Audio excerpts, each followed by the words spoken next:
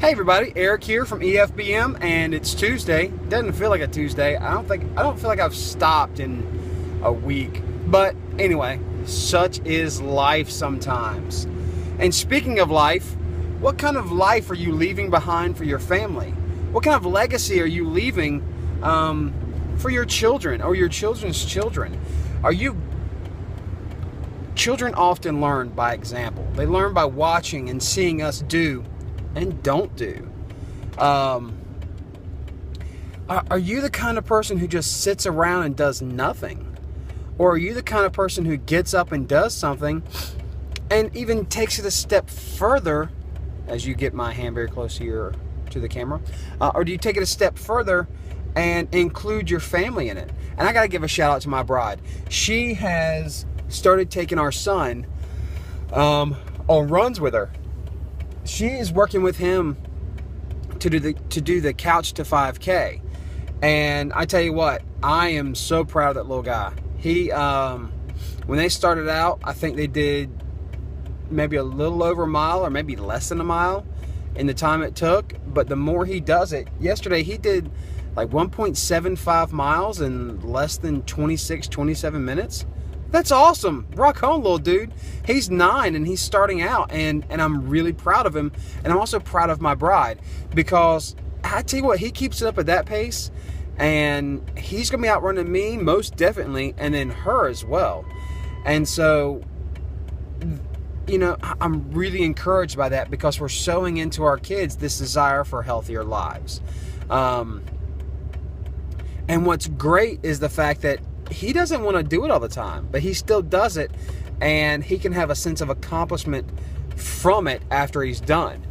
So what are you doing? I mean, you know, are you writing into the life script of your family healthy lifestyle, a healthy legacy? You know, my family, oh wow.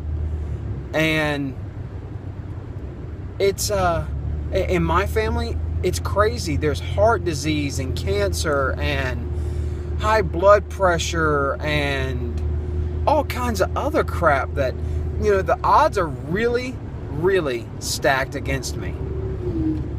So what does that mean? That means I've got to do everything I can to not fall into the trap of my family. Fortunately, knock on wood, I've never had any major issues.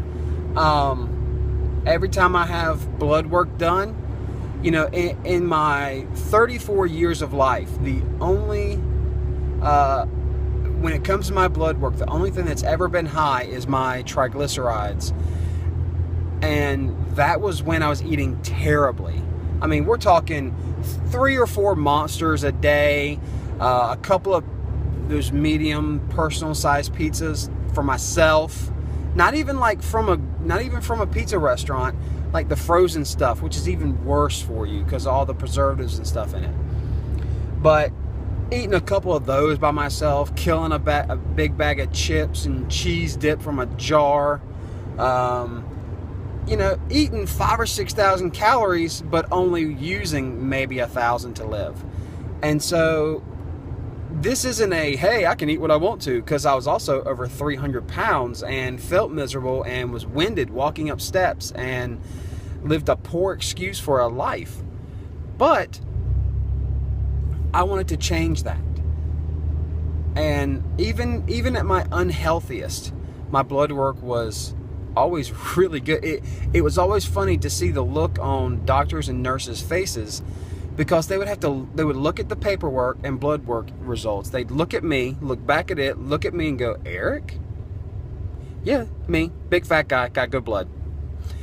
But that doesn't mean that's no excuse for not taking care of myself. That's no excuse for just letting things go.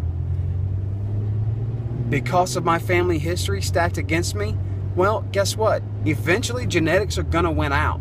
Eventually, if I'm not active, my body and my health is going to be reactive. So I need to be proactive. I need to be making sure I'm not eating fried, fatty foods. I need to make sure that the fat that I am eating is good, healthy fat from things like omega, from tuna and from fish. Good, healthy omega-3 fatty acids. I need to make sure I'm getting plenty of fiber and vitamins and minerals and just really taking good care of myself. And you got to do the same thing. You may be that kind of person who's got a really high metabolism, but your blood work sucks, and you could be in great shape, but you're on blood pressure medicine, or you're on medicine to regulate your cholesterol.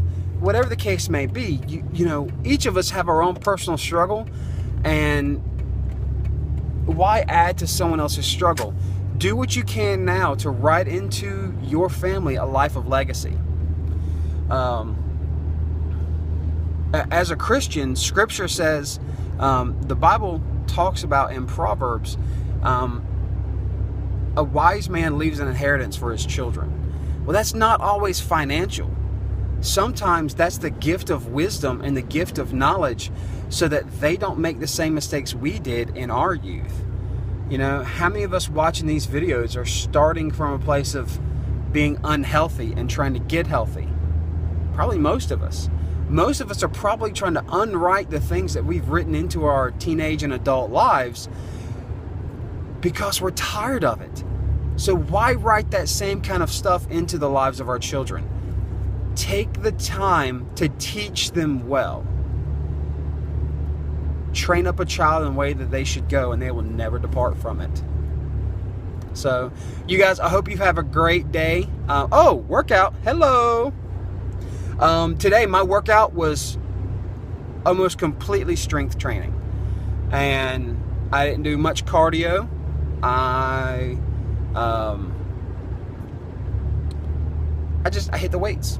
And it felt good. And I definitely have missed doing just sets of weights and not with no cardio, because I've been mixing it up, supersetting. Instead of taking a rest in between sets, I've been doing cardio, high knees, or just something to keep my heart rate going, or heart rate up rather.